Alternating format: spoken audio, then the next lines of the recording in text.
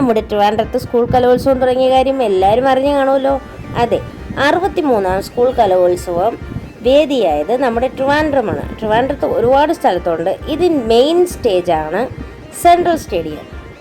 നമ്മൾ എവിടെ തിരിഞ്ഞാലും കലാകാരും അവരുടെ കലാപരമായ കഴിവുകളുമാണ് നമുക്ക് ചുറ്റിനും കാണാൻ കഴിയുന്നത്. എന്ത് രസമായിരുന്നു എന്നറിയുമോ, ഞാൻ ചെന്നപ്പോൾ അവിടെ ഭരതനാട്യമായിരുന്നു നടന്നുകൊണ്ടിരുന്നത്.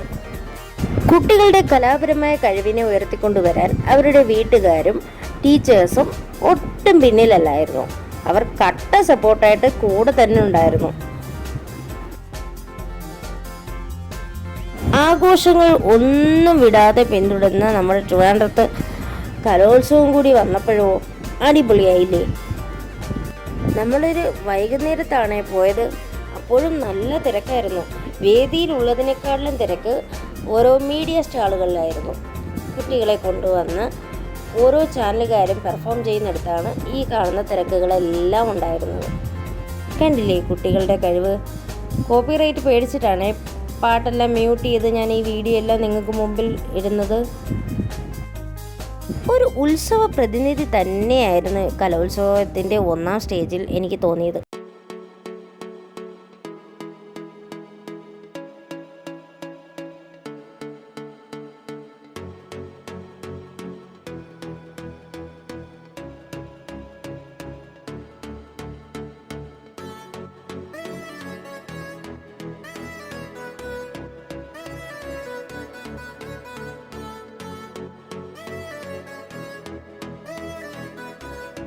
നമ്മുടെ കേരള പോലീസിൻ്റെ വക കപ്പ പുഴുങ്ങിയതായിരുന്നേ.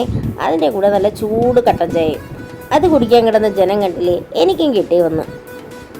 ഈ കലോത്സവത്തോടനുബന്ധിച്ച് കലകൾ മാത്രമല്ല കേട്ടോ, ഒരുപാട് ഇൻഫർമേറ്റീവായിട്ടുള്ള കാര്യങ്ങൾ നമുക്കിവിടെ നിന്ന് കാണാനും മനസ്സിലാക്കാനും എല്ലാമുള്ള സർക്കാരിൻ്റെ ഒരുപാട് സ്ഥാപനങ്ങൾ ഇവിടെ ഉണ്ട്. കേരള സർക്കാർ വനിതാ ശിശു വകുപ്പിൻ്റെയാണ്. ഇവരുടെ കൗൺസിലിങ്ങും അവിടെ നടക്കുന്നുണ്ടായിരുന്നു. സിനിമ സീരിയൽ മേഖലയിലുള്ള ധാരാളം വ്യക്തികളെ നമുക്കിവിടെ കാണാനും പരിചയപ്പെടാനും എല്ലാം അവസരമുണ്ടായിരുന്നു. ഇതാണ് സെൻട്രൽ സ്റ്റേഡിയത്തിലെ വേദി. വിശാലമായ വേദിയായിരുന്നേ, പക്ഷെ ആൾ കുറവായിരുന്നു. ഇത്രയും വലിയ സ്റ്റേജ് ആയതുകൊണ്ടായിരിക്കണം ചിലപ്പോൾ ആൾ കുറവായിട്ട് തോന്നുന്നത്. മീഡിയ വൻ്റെ വക ഒരു സെൽഫി പോയിൻ്റാണ് ഇത്. അതിൻ്റെ ഇടയിൽ നിന്ന് ചിരിക്കുന്ന അർത്തനക്കുട്ടനെ കണ്ടില്ലേ. ഇതൊക്കെ ഒരു രസമല്ലേ. ലോകത്തുള്ള എല്ലാ ചാനലുകാരെയും ഒരു കുടക്കീഴിൽ കാണണമെന്നുണ്ടെങ്കിൽ അത് മെയിനായും കലോത്സവത്തിന് വരുമ്പോഴാണ്. തരം തിരിച്ച് നമ്മൾ ഇഷ്ടപ്പെടുന്ന ആങ്കർമാരെയും റീഡർമാരെയും എല്ലാം അവിടെ നമുക്ക് കാണാൻ കഴിയും കേട്ടോ.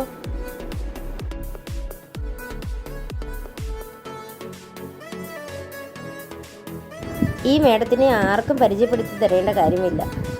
അർത്തനക്കുട്ടനെ കണ്ടപ്പോഴുള്ള സ്നേഹം കണ്ടില്ലേ, വിശേഷങ്ങൾ തിരക്കുന്നത് കണ്ടില്ലേ. ലഹരിക്കെതിരെയുള്ള സ്റ്റാളാണ് ഇത്. അതിൽ കുഞ്ഞ് ഗെയിമും ഉണ്ടായിരുന്നു. ഇത് കളിക്കാനായി ഒരുപാട് ആളുകളുണ്ടായിരുന്നു. അതിൻ്റെ ഇടയിൽ തള്ളി കയറിയതാ നമ്മുടെ അർത്തനക്കുട്ടനും ഒരു ഗെയിം കളിച്ചു. അതിൽ അർത്തനക്കുട്ടന് ഫസ്റ്റുമായി. അടിപൊളി ഗെയിമായിരുന്നു. അതിൻ്റെ വീഡിയോ മുഴുവനായി എനിക്ക് എടുക്കാൻ പറ്റിയില്ല.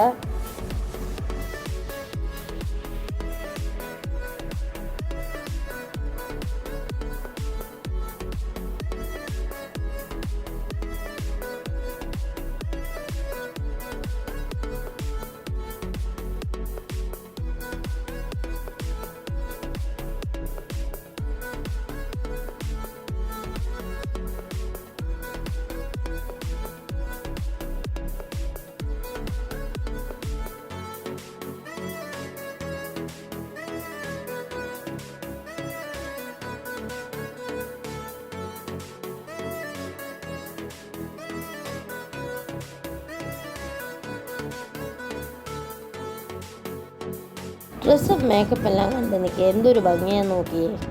കൂടാതെ ആ കുട്ടികളുടെ എക്സ്പ്രഷനോ എന്ത് രസമായിരുന്നെന്നറിയോ ഇതൊക്കെ കാണാൻ. ഫോട്ടോ എടുക്കുന്നതാണ്, ഫോട്ടോയ്ക്ക് പോസ് ചെയ്യുന്നതാണ് ഇവരെല്ലാവരും.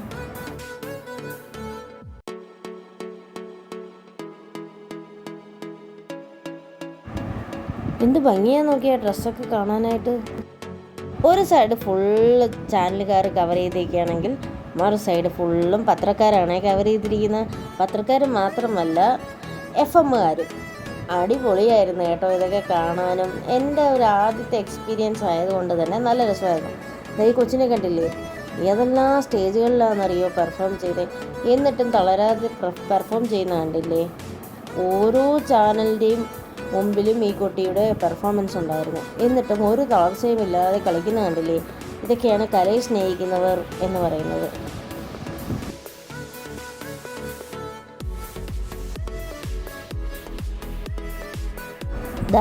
റെഡ് FM-ൻ്റെ മുമ്പിൽ ഒരു കുഞ്ഞു റോബോട്ടിനെ കണ്ടേ.